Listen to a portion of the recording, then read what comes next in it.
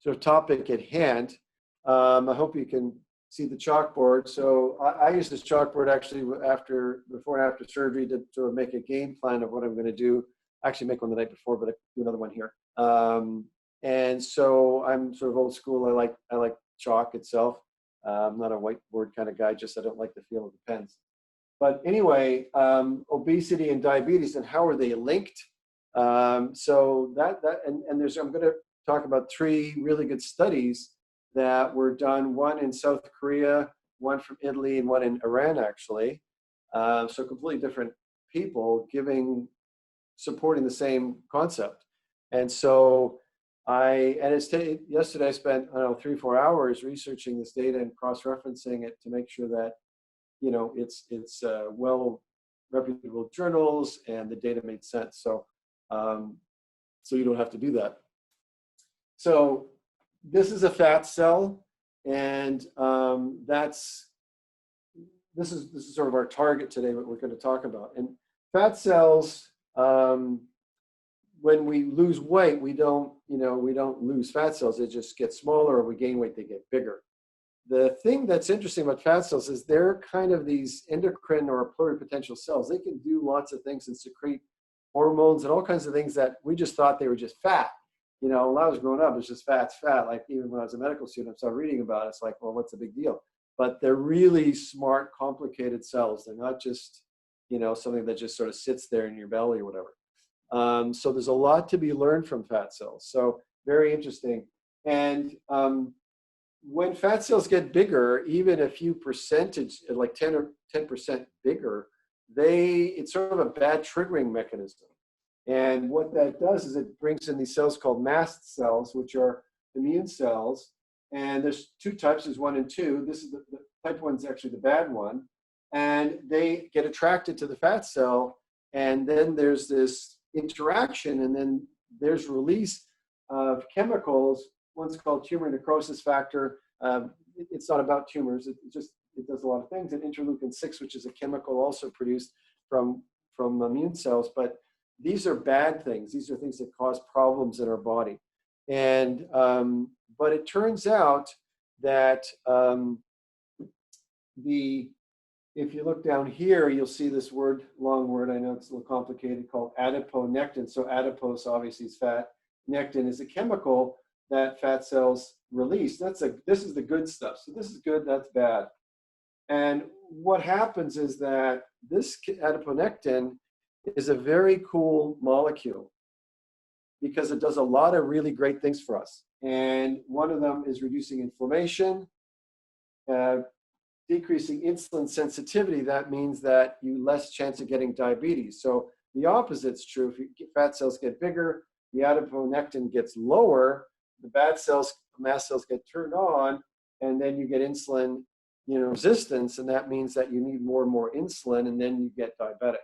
So that's how obesity and diabetes work together, and how losing even a little bit of weight, really fat, will make a big difference to patients. And it also reduces blood pressure, believe it or not, and improves blood vessel disease, because it turns out this adiponectin stuff also affects the endothelium, which is the lining inside your arteries, like a sensitive lining. And we don't want plaques like in the coronary arteries, the heart arteries, to get plugged up. So this actually kind of makes it smooth and flow better. So, and I could really see how plasma flow would be great with this combination. It drops your triglycerides, decreases weight and body fat. We're going to talk about that. And so the Cerule products increase adiponectin. We're going to talk about how that works. So there's a direct correlation between Cerule products, spirulina in particular, with adiponectin. And just as a general background, most of you know this, but in the USA, this is 2015 statistics. There's about 35% obesity. In Europe, about 20%. That means your body mass index is greater than 30. So it is something that we need to really address, because it has a spillover effect to a lot of organ problems. So just to kind of give you some of the information behind what I've written here, a study that was done in South Korea that didn't have a huge amount of people, but 37 patients. This is a 2008 article. They had to take patients who had type 2 diabetes, which is the adult type. They're on no medication, but they had their blood sugars were high. They studied them for 12 weeks. They gave them 8 grams of spirulina. So, you know, we have 475 in SEU plus 475 of AFA. So that's about a gram. So that's about 8 pills a day, between 8 and 10, say. That would be equivalent to what the study was. And they found there was a decrease in the triglycerides significantly.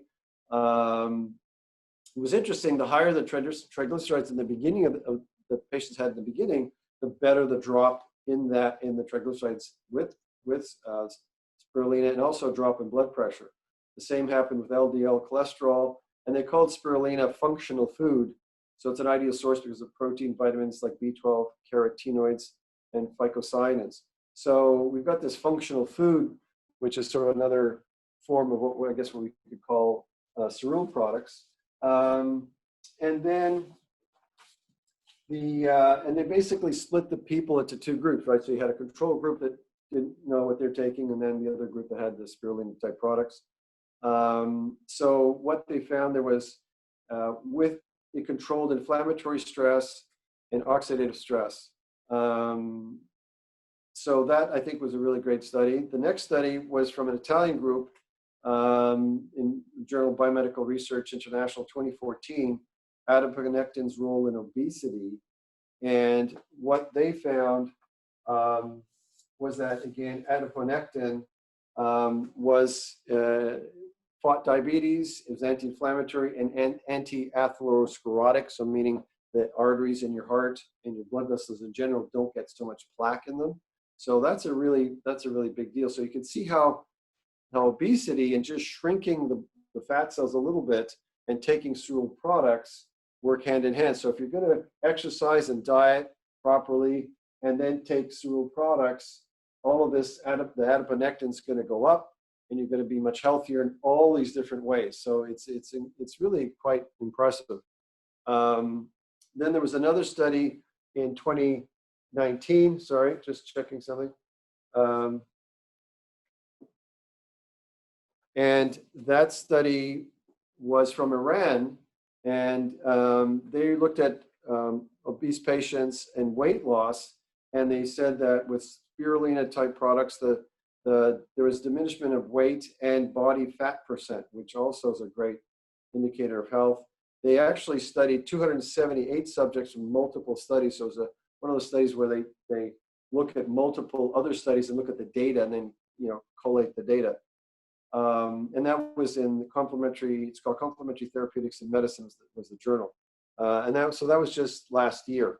So I think the take-home message today is that you've got fat cells that are growing. They're pluripotential, meaning they have things that they can do. They're not just fat cells alone.